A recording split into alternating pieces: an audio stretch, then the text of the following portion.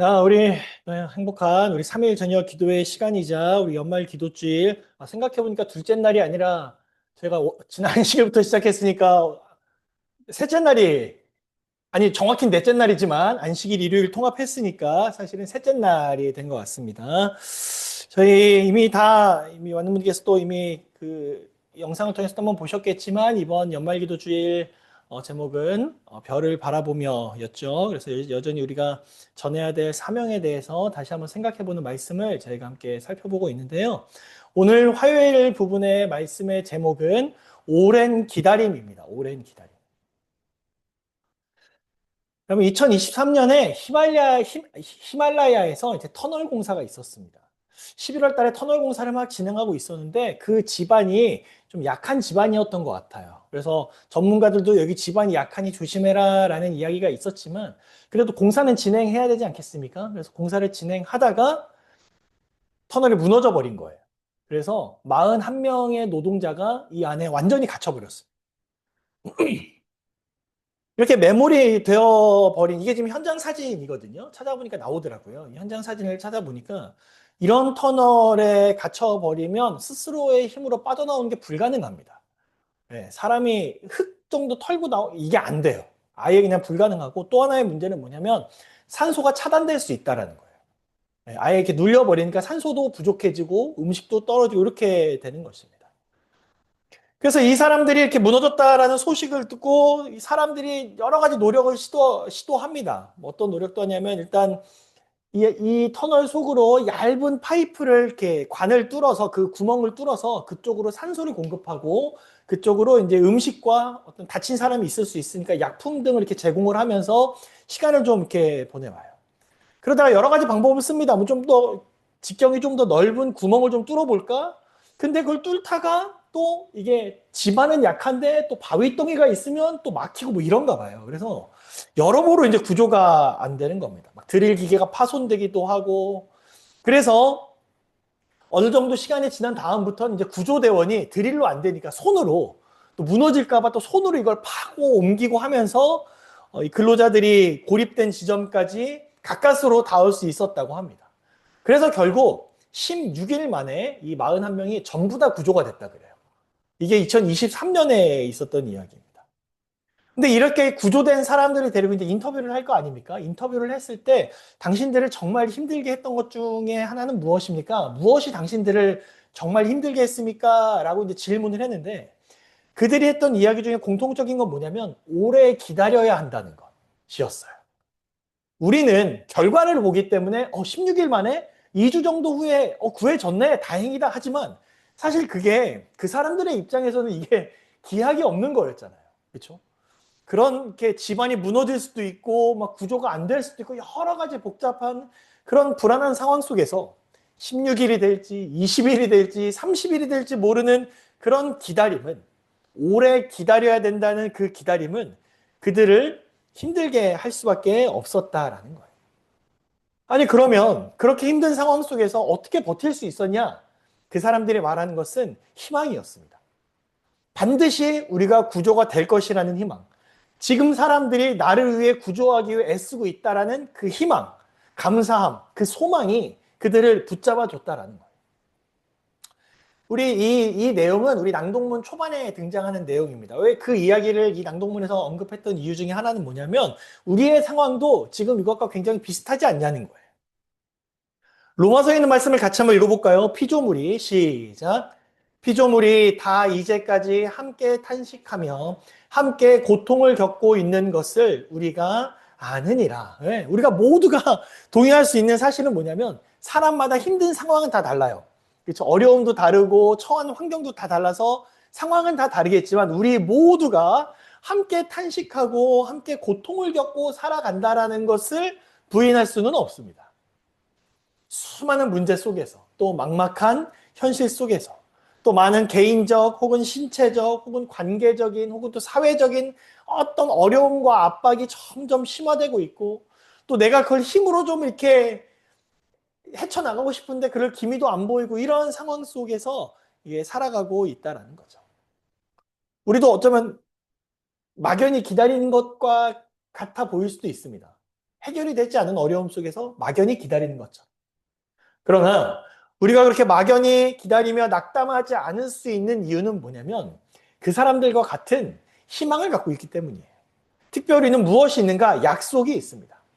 자, 계시록 21장 4절 같이 읽어보겠습니다. 모든 눈물을 시작. 모든 눈물을 그 눈에서 닦아주시니 다시는 사망이 없고 애통하는 것이나 곡하는 것이나 아픈 것이 다시 있지 아니하리니 처음 것들이 다 지나갔음이로라. 뭐 MBTI라 그러죠. 이렇게 뭐 이렇게 기질 성향 검사 뭐 이런 거 하잖아요. 그러면은 F 성향이 있고 뭐 T 성 이렇게 이야기를 하잖아요. 근데 저는 이렇게 감정적인 F 성향이라서 그런지 몰라도 오늘 이 말씀을 보는데 한 가지 특징이 보였어요. 여기 다시는 사망이 없고부터 그 뒤에 뭐 이게 없고 있지 않고 뭐가 없을 거다라는 이 부분은 지금 내가 처해 있는 현실적인 부분에 대한 문제 해결의 부분이에요. 그렇죠? 지금 우리는 사망도 있고 애통도 있고 눈물도 있고 아픔도 있는데 나중에 그러한 것들이 문제가 해결될 거야 라는 그런 문제 해결에 대한 측면이 제시됐다면 제가 오늘 감동받은 부분은 그 문제 해결이 아니라 감동적인 부분. 아, 내 눈에 눈물을 어떻게 해주신대요? 닦아주신대. 아, 여기서 제가 감동을 받았어요. 뭐 문제 해결이고 뭐고 일단 공감이 우선이에요, 저는.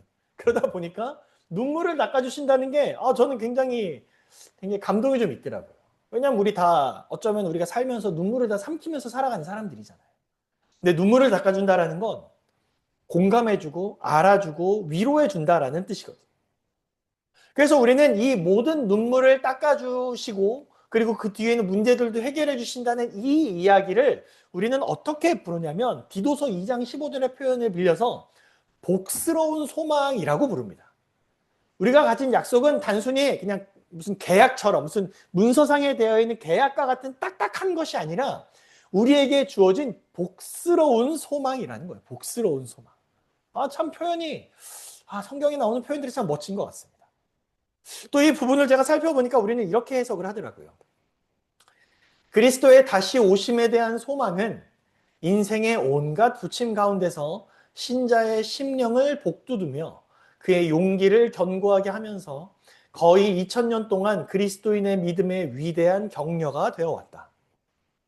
이 생의 경험 속에 있는 실망과 환멸과 슬픔의 암담한 순간들은 재림에 대한 그리스도인의 소망으로 영광스럽게 보상받게 될 것이다. 그러니까 우리는 이 복스러운 소망이 우리의 모두에 대한 어떤 위로이자 공감이자 그 다음에 아픔에 대한 문제의 해결이자 또 무엇이 되냐면 위대한 격려가 되어 왔다라는 거예요. 가끔 우리가 이제 재림 성도로서 막 이런저런 이야기를 하다 보면 그래 우리는 언젠간 어디에 가니까 언젠간 우리가 하늘에 가겠지.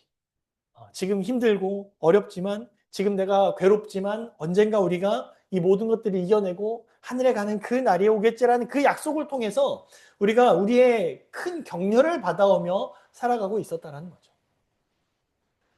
지금 힘들지 않다라는 건 아니지만 그럼에도 우리가 견딜 수 있는 것은 우리를 응원하고 격려하며 보상해 준다는 복스러운 이 소망이 있기 때문입니다. 그래서 힘을 내고 용기를 내고 희망을 가질 수 있다는 거예요. 근데 여러분 이 성경에서는 이렇게 그 소망을 가지고 이 소망을 통해서 용기 내고 희망을 가진 여러 이야기들이 또 등장을 합니다. 그래서 우리 낭독문에선 그 부분에 대해서 좀 언급을 좀 해줍니다. 첫 번째 누구냐면 아담과 하와예요. 성경에서 가장 먼저 죄를 지은, 그렇죠? 물론 이제 사단을 제외하고 가장 먼저 죄를 지은 존재가 누구냐면 이제 아담과 하와잖아요. 그래서 범죄에서 죽을 수밖에 없는 존재가 되었습니다. 에덴 동산에서 더 이상 살 수 없게 되었고요. 하나님과의 관계가 끊어짐을 누구보다도 크게 경험했던 사람이 아마 아담과 하와였을 거예요. 저희가 이제 뭐 예를 들면 옛날 같으면 저희가 이 핸드폰이 사실은 전화만 됐었잖아요. 그렇죠? 근데 전화가 됐던 시절에 저희가 크게 불편하게 살았나요? 아니잖아요. 그렇죠? 전화만 되던 시절에는 그냥 전화로서 생활을 했어요. 근데 지금은 스마트폰이 됐잖아요. 제가 하루는 그 한창 제가 그 핸드폰 해킹 이슈가 되었을 때 제가 운전을 하고 이렇게 가고 있는데 갑자기 제 핸드폰이 먹통이 되는 거예요. 그 전파가 안 잡히는 거예요. 아예 차단이 돼 버리는 거예요. 물론 제가 안심할 수 있었던 이유는 제가 가진 재산이 없기 때문에 크게 걱정은 하지 않았습니다만 그래도 문제는 뭐냐면 이걸로 하던 내비게이션, 그다음에 전화, 그다음에 뭐 정보 확인한 이 모든 것들이 그 순간부터 한 20분, 30분 동안 아예 안 되는 거예요. 참 이상한 게 누리던 걸 못 누리면 그렇게 불편할 수가 없습니다. 편하게 경험하던 걸 경험하지 못하면 그렇게 불편할 수가 없어요. 동일하게 정말 좋은 관계였던 게 하나님과의 정말 좋은 관계, 하나님과 정말 매일 교류하고 교통하고 함께 이야기 나누고 하나님 찬양하고 했던 그 관계에서 하루아침에 완전히 그게 박살나버린 경험을 했던 이 아담과 하와는 그만큼 그 마음에 대한 그 부담과 그 후회와 이런 것들이 클 수밖에 없었어요. 그러면 하나님께서 그들을 그대로 그 아픔을 간직한 채로 그대로 다 끝내버리셨는가? 아, 이번 내 창조는 실패니까 이대로 끝내버리자 하셨는가? 그게 아니라는 거죠. 하나님께서 무엇을 약속하셨습니까? 짐승을 잡아 가죽옷을 지어 입히시면서 너희들에 대한 소망을, 내가 준비한 그 소망을 다시 한번 알려주셨어요. 너희를 구원할 여자의 후손에 대해서 하나님께서 말씀해 주신 거예요.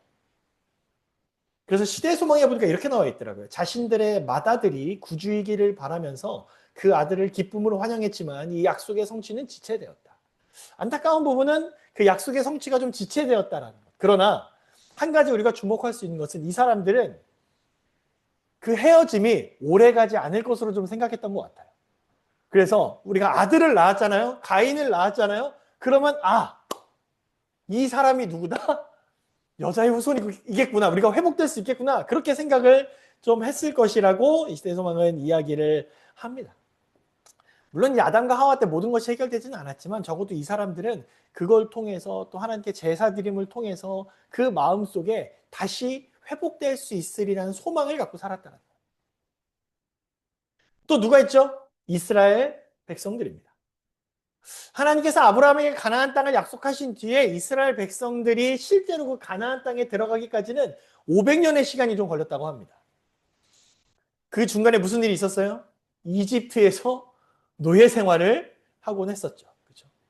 근데 그때 당시에 이 히브리인들이 노예 생활을 할 때 그들의 생각 속에 이미 우리가 이 이집트를 탈출해서 나갈 수 있을 것이라는 생각은 하지 못했습니다. 왜냐하면 당시에 이집트는 아주 강력한 그 지역을 완전 다스리는 패권 국가였고요. 경사적으로 보나 인구로 보나 힘으로 보나 상대가 안 되기 때문에 우리는 이제 이렇게 살 수밖에 없겠다라고 생각을 해요. 그리고 요셉을 알지 못하는 새 왕이 이집트에 일어났을 때부터 정말 어려운 일이 생기는데 그때부터 하나님께서 우리에게 주셨다는 그 약속은 점점 기억 속에서 사라지게 되고요. 그들이 가졌던 하나님에 대한 말씀, 율법, 그리고 소망까지 그 모든 것들이 다 흐려지게 됩니다. 그러나 그때 하나님께서 누구를 보내세요? 모세를 보내세요. 그래서 정말 우리가 영화에서나 경험했던 혹은 만화에서나 경험했던 그 열 재앙. 근데 사실 이게 열 재앙이라는 표현도 사실은 엄밀히 말하면 이스라엘 백성들 입장에서 10가지의 기적에 가까워요. 그렇죠? 기적이라고 표현하는 게 더 맞는 것 같습니다. 10가지의 엄청난 기적들. 심지어 마지막에는 그 장자의 죽음을 통해서 모든 것들을 해결하시는 그 놀라운 일들. 그리고 나왔을 때는 또 어때요? 여기 사진 하단에 나와 있지만 구름 기둥, 밤에는 불 기둥. 여러분 우리가 한번 생각을 해볼까요? 제가 이제 예배가 마치고 다 각자 우리 모두가 집으로 돌아가는데 제가 가는 그 길의 앞에 불기둥이 일어나서 제 발걸음을 인도한다고 생각을 해보십시오. 그러면 우리는 믿을 수 있습니까? 없습니까? 믿을 수밖에 없죠.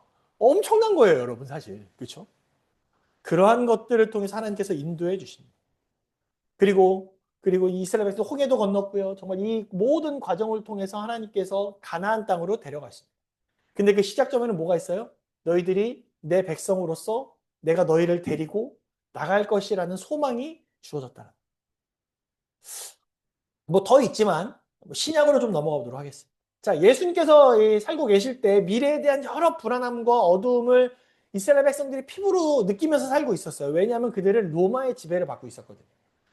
그럴 때 이 이스라엘 백성들, 특별히 또 제자들에게 예수님께서 주신 말씀이 있습니다. 같이 한번 읽어볼까요? 마태복음 24장 6절 난리와 시작.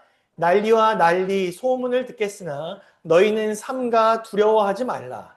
이런 일이 있어야 하되 아직 끝은 아니니라. 이거 지난 안식일에 살펴봤던 말씀이죠. 어려운 상황이 있고 정말 힘든 상황이지만 그게 끝이 아니라는 거예요. 그리고 동시에 또 아래 말씀도 주셨습니다. 같이 읽어보겠습니다. 이와 같이 시작. 이와 같이 너희도 이 모든 일을 보거든 인자가 가까이 곧 문 앞에 이른 줄 알라. 네. 하나님께서 뭐라고 말씀하세요? 기약이 없어. 너 그냥 여기서 그냥 있으면 뭐 그냥 살아야 돼. 이렇게 말씀하시는 것이 아니라 끝이 아니고 그 다음에 누가 문 앞에 기다리고 계신다? 인자가. 너희를 구원할 인자가 너희를 해방할 그 죄에서 해방할 그 인자가 문 앞에 이르렀다라는 것을 너희가 기억하라라는 것입니다. 여러분 우리가 성경을 바라보면서 우리가 믿을 수 있는 한 가지 조건 중에 하나는 뭐냐면 그 주어진 말씀의 확실성입니다. 우리가 사람과 사람 사이에 믿음이 생기려면 어떻게 해야 되죠? 제가 어릴 때 저희 부모님한테 혼났던 것 중에 하나가 거짓말을 해서였거든요. 거짓말을. 지금 돌이켜보면 이런 겁니다. 시험 성적을 받아왔어요. 근데 시험 성적이 좋았으면 그냥 집에 들어오면서부터 시험지를 꺼냈겠죠. 하지만 그렇지 않았기 때문에 그거를 이렇게 감춰서 시험지를 감춰서 제 방 침대 머리 뒤쪽에 이렇게 감춰놨습니다. 그리고 학원을 갔다 왔어요. 그랬더니 저희 아버지가 그날따라 일찍 퇴근을 하셨는데 자꾸 침대에서 뭘 자꾸 찾는 듯한 행동을 하시는 거예요. 저는 긴장을 바짝 해가지고 이게 지금 걸리면 어떡하나. 근데 저희 아버지께서 승우야 혹시 이 뒤에 뭐가 보이지 않니? 자꾸 이러시는 거예요. 제가 이렇게 싹 봤는데 보여요.